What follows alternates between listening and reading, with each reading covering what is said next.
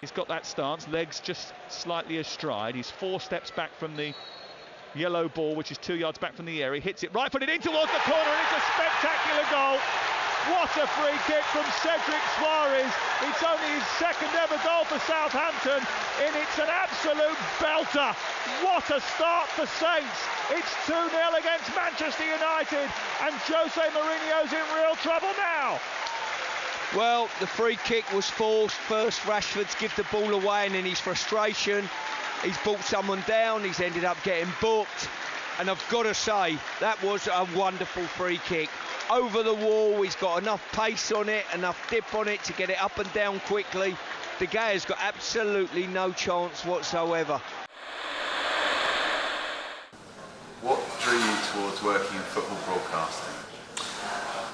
I don't know what was the main driver. I think I fell in love with radio when I was really young, mainly because I was told off for fighting with my brother, and I was banned from watching television.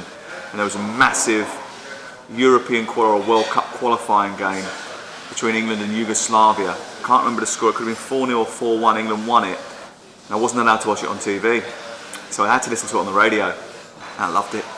It was brilliant. I think it was Brian Butler doing the commentary at the time, and maybe Mike Ingham was involved in that, maybe Peter Jones. I can't remember exactly who it was. I was very young, but I listened to it, stood by the window looking at the rain solemnly, because I wasn't allowed to watch the television, but listening to the radio, and I loved it. And I think then on I sort of started to listen to more and more radio football commentaries, and just got into it. And then there was an incident, I think when I was about 12, 11, 13, when my granddad and I were sitting and watching the Charity Shield, as it was then, with a bunch of my friends, and I just started commentating. And my granddad turned around to me and he said to me, "Wasn't bad that, was it?" And I might try that. And then I worked at hospital radio and stuff like that, and went from there really. Yeah, excellent. And before any commentary, what research do you carry out, and do you get nervous before recording? I don't get nervous anymore, really. The most nervous I've got probably in the last 2 years, I think I did Jose Mourinho as an interview last weekend. That was pretty unnerving. But the most nervous I've got in the last 2 years was probably when I did Dancing on Ice for the first time. I don't get nervous about football anymore because I've done it so long. I feel happy with it now. Yeah. But in the early days, I really struggled with nerves massively. When I first did my first radio broadcast for Capital Gold Sport in 1999 or 2000, whenever it was, I was almost overcome by it. And I realised the only way I was going to get on actually is if I managed to conquer that. Yeah. My heart would beat really fast. I would get sweaty. I would get conscious of what I was saying. I'd beat myself up if I made one sort of slip or I didn't enunciate every single word. Found it all sort of encompassing because it was what I wanted to do. It was my dream job. Yeah. So that in the early days, the bout of nerves really did come. Yeah. Not so much now. Yeah. So what helped you overcome those nerves? Is it just that you knew you had that much knowledge, or the realisation? The first time I got over the nerves, I think it was because I knew if I didn't get over the nerves, this was over. I wasn't going to be able to do it. So I had to conquer that. Yeah. And I think I did. I mean, I was only like 16, 17, I think, at the time. Maybe a little bit older than that, maybe. But I knew it had to be done. And then I think, as you get older, then people have confidence in you. And I think that's the other thing. I was hired by a company in 2001 to work in Portsmouth. And I probably blagged my way into the job, if I'm completely honest with you. They gave me a sports editor's job when I was quite young. And they just listened to everything I said, and everything I wanted to do, they did. So when I went on the air, yeah. I felt empowered, I felt confident. Yeah. So I didn't worry about it too much. No. Yeah. And how much preparation now would go into before you went live? Is there a lot of work, or? It depends on the game. So there's different types of games for me. I'd see them in different categories. So I have a highlights game for television, a one-man commentary for television, a two-man commentary for television live on ITV4, a two-man television commentary for ITV1, a radio commentary. So they're different. It depends on what you're doing and how much is required. I mean, the one I probably prepare least for would be a highlights TV commentary that's a 6-minute edit, because there's nothing really you can get in there. So you do as much as you need. Well, I probably do more than I need to do really, but I always do too much, but you do as much as you need for each one. I mean, on a good day, you'll do 8 hours for each game. Last weekend I did 2 games back to back. I started my Chelsea, Fulham and Manchester United, Southampton games on the Tuesday. I spent the whole of Friday from 10 a.m. till 11 o'clock at night preparing for those 2 games. Wow. Do you ever listen back to recordings and sort of think, what could I have done differently? Or on my phone here, I have, for your viewing pleasure, Sunday's game, Chelsea Fulham, which I downloaded yesterday, and I plan to listen to over the next 24 hours to work out whether or not it was okay or not. Yeah. I have to listen to it back to everything, because I feel that if you don't review your own performance, then you're not going to get any better, and I've got to get better. I have to get better, because I want to develop into one of the best commentators in the country, and the only way to do that is to keep trying to get better. Great, well you're going in the right direction. Let's hope so. So I'm going to test that out actually, going off piece slightly. Oh God. Which commentary would you say is smashed recently, and which do you think, do you look back and go, oh, if only I'd said that? Okay, so I recently did a game between Tottenham and Chelsea, and I thought I smashed that. That was commentary number 35 of the season so far, and it's the only one I felt that about. Right, good. In fact, I would go along and say that each of the other 34 and every one subsequently, I've been disappointed with afterwards. Right. So I think you always are. I don't think you're ever happy. Yeah. That Spurs-Chelsea game was a brilliant football match. There was one particularly very good goal, and I hit it. And when you hit it, you know you've hit it, and you come away and you feel good about it. Yeah. And I listened back to it and I thought, actually, that was as good as I thought it sounded in my mind. From my point of view, I mean, this is still not. There's better people than me, and I know that, and I'm not. I don't believe that it was perfect. I never would. But out of all the ones I've done this season, that is the one that's been the best of them this year. As if it was planned, there's a segue now into a question about who you support, Sam. Right. Well, everyone knows who I support. I try not to talk about it, and I would never have spoken about it as much as I do now. Unless I've worked at TalkSport, where at TalkSport everyone talks about who you support, and I never thought that was acceptable before. But it's a different world now, and I think over time I've sort of become comfortable with the fact I'm a Chelsea fan. You know, and I've always been a Chelsea fan, and I've been comfortable with sharing that, because I think football fans know that when I turn on the microphone, that goes out the window. You do a job, and you don't think about your team every single day. You do your job for whoever it is you're representing and you're working for. I do a job, and I don't think about the team. You know, if Chelsea are rubbish, nothing to do with me. I'll deal with that later on. So I might come back after and think, oh, they were poor this weekend or whatever. But I won't have those comments. I don't even get involved with Chelsea friends and text Chelsea friends anymore like I used to. The moment of detachment for me was Mourinho leaving in 2005, 6. Well, no, it might have been 2007. It was when he left. I was working on Sky and we broke the story, and I was doing the overnight shift with Julian Waters, and we're supposed to finish at midnight. We got home at 6 a.m. It was ludicrous and long, and the whole time we were on air live, and that's never really happened before or since, I don't think. They usually record that period overnight. But that night we did this whole thing about Mourinho leaving Chelsea, the implications of it, why it's happened. Lots of guests coming on, loads of discussion. It was non-stop for 8 hours. And when I got home, I thought, my God, Mourinho's left Chelsea.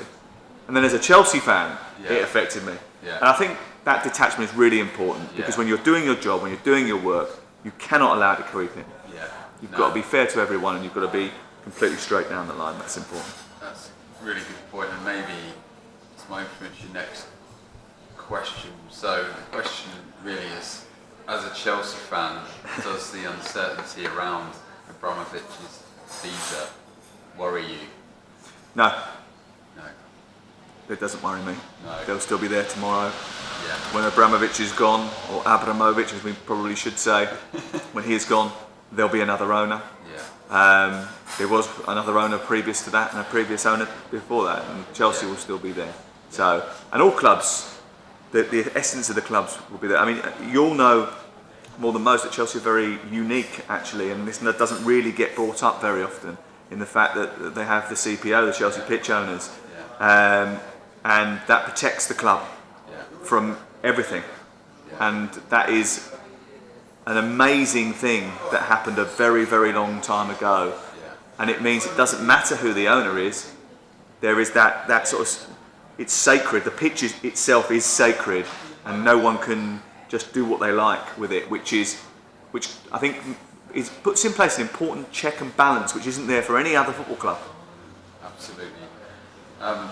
Turning towards just quickly, I know you spent a lot of time down in Portsmouth. I did. Obviously. And I love them. Picked up an affinity for Pompey. Yeah.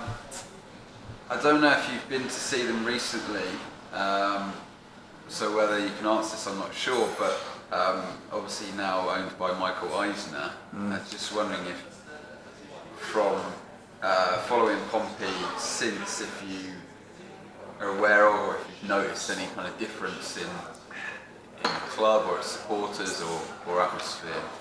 I was one who, and there was a few voices that warned against just taking on face value the Eisner deal. I thought the trust had done a fantastic job. Many people will say, yeah, we can't go on forever being owned by the supporters, it's not going to go, we're not going to get back to the championship by doing this and that and the other.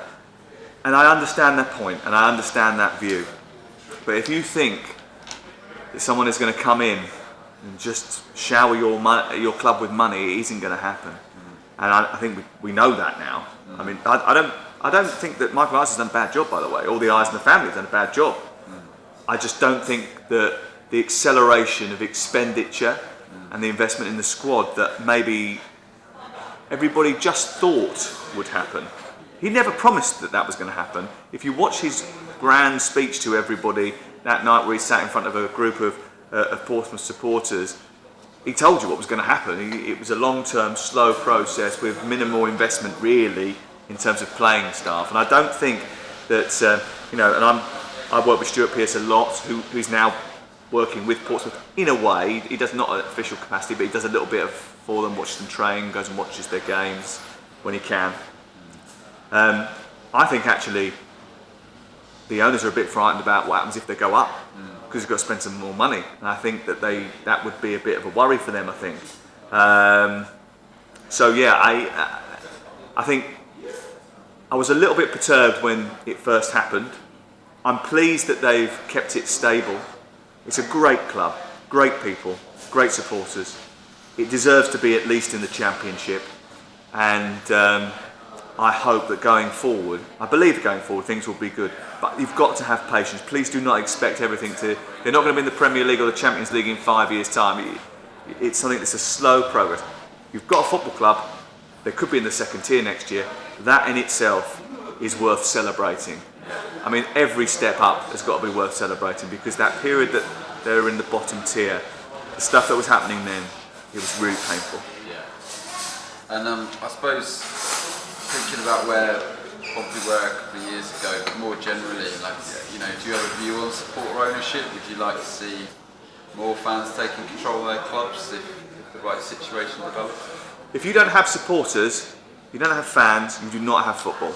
And it's all right pretending that TV audiences prop up the Premier League and that's the most important thing. It isn't. It's match-going, day-to-day football fans. Without football fans, none of us have a job. Without football fans, football clubs don't exist anymore. And they should be at the heart of the ownership. And I'm very passionate about that. I've obviously been in, I think the Portsmouth situation influences me massively, because I've seen it collapse. And it didn't just collapse the football club, it collapsed a lot of other businesses around it. It collapsed the radio station I started my career at. And it collapsed the radio station because it bought the radio station.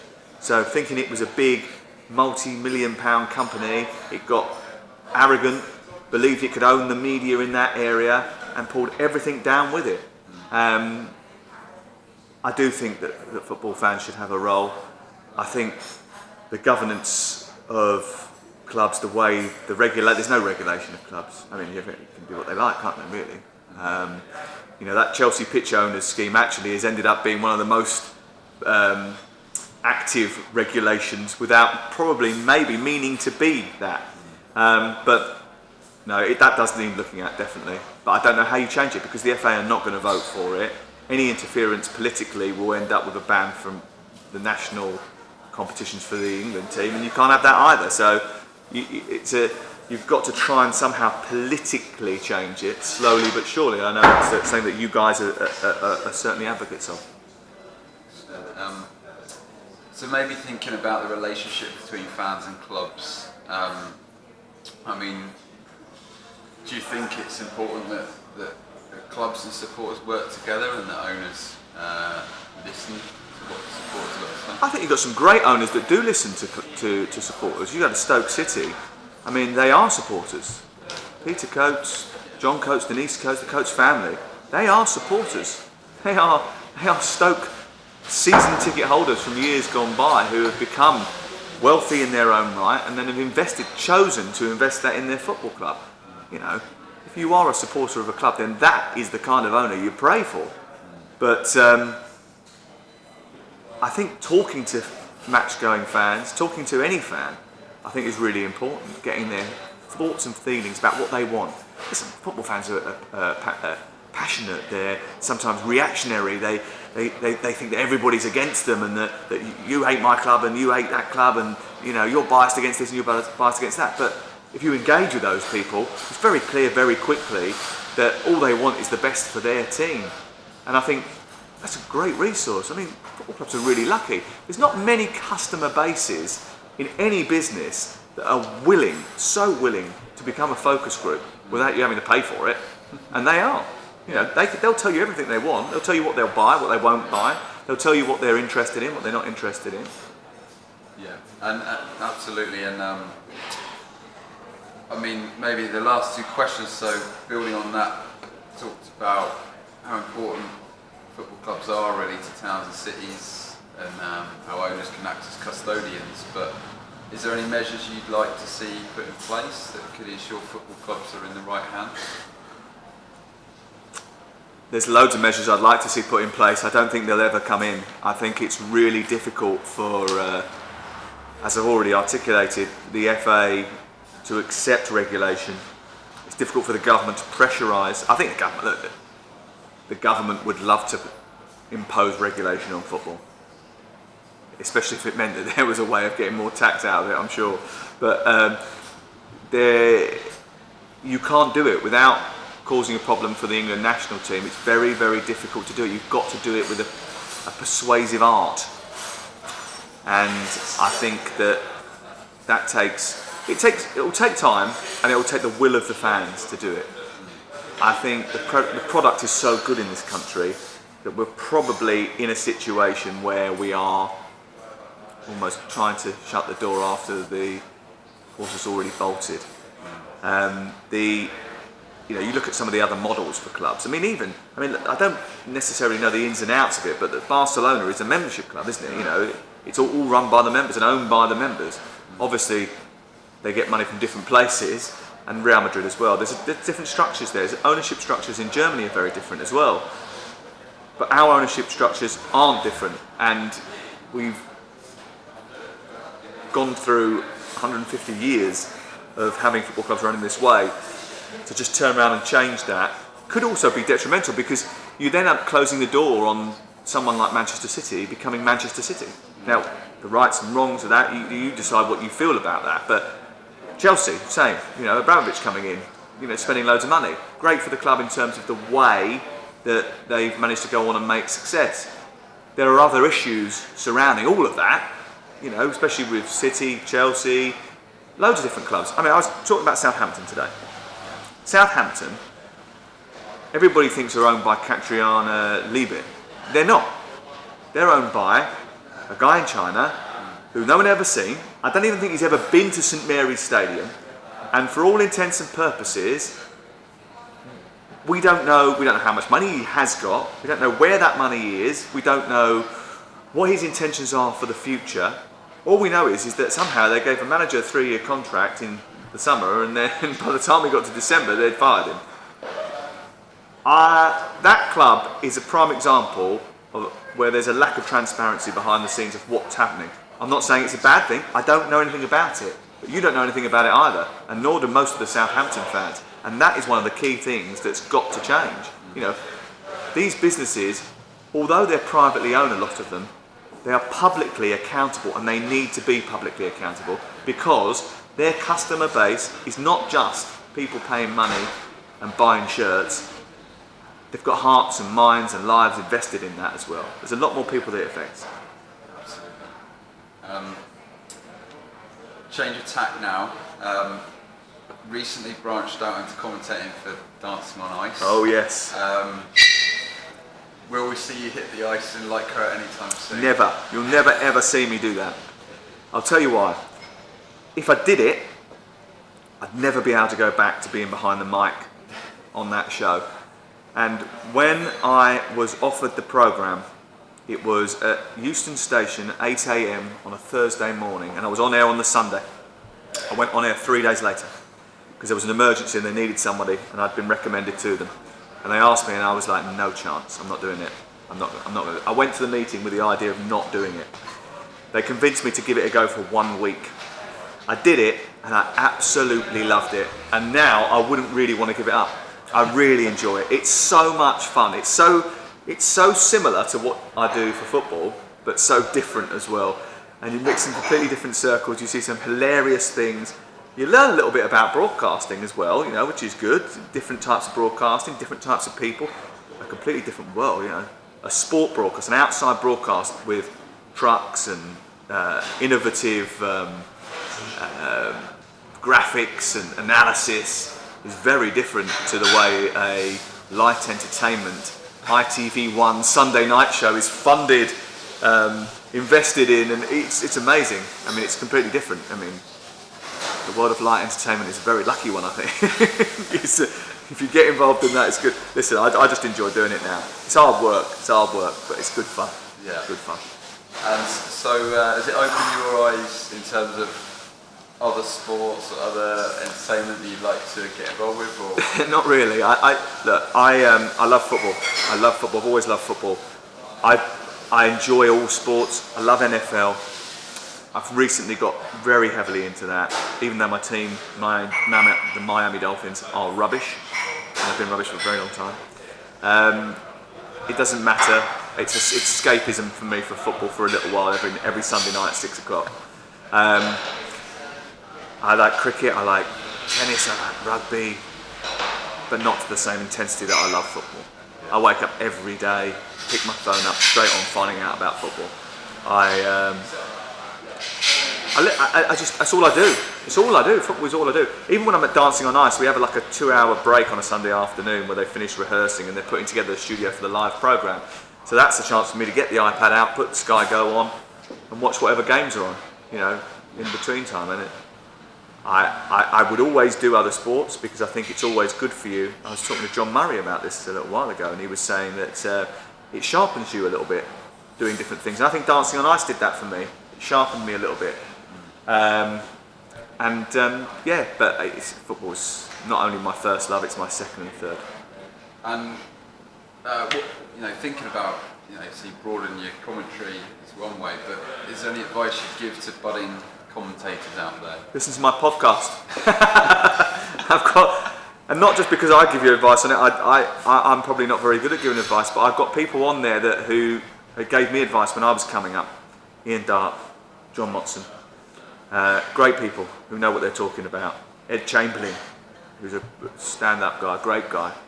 I think just talking about it and ways of doing it. If my advice to anybody, if I have any advice, is go and do it. Don't sit around and talk about it, go and do it.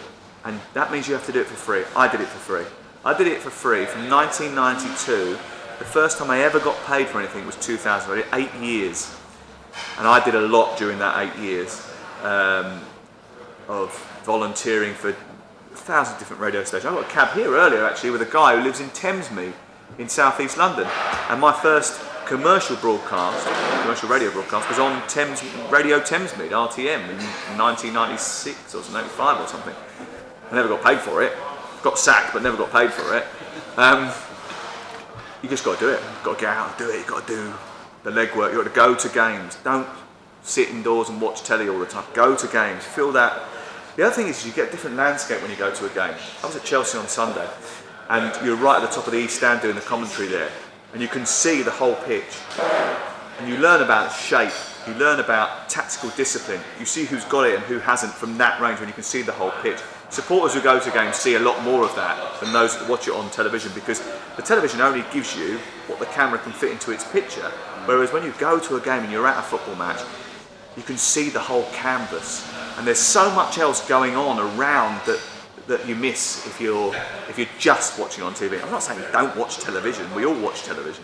We love television, which is great. It's given us access to thousands of games rather than tens of games. So that's great. But go to matches when you can. Yeah. Fantastic. Well, I could keep asking questions, but I guess you've got an awards dinner to go to, you know? Yeah, I suppose so. I've got Martin Tyler to clap.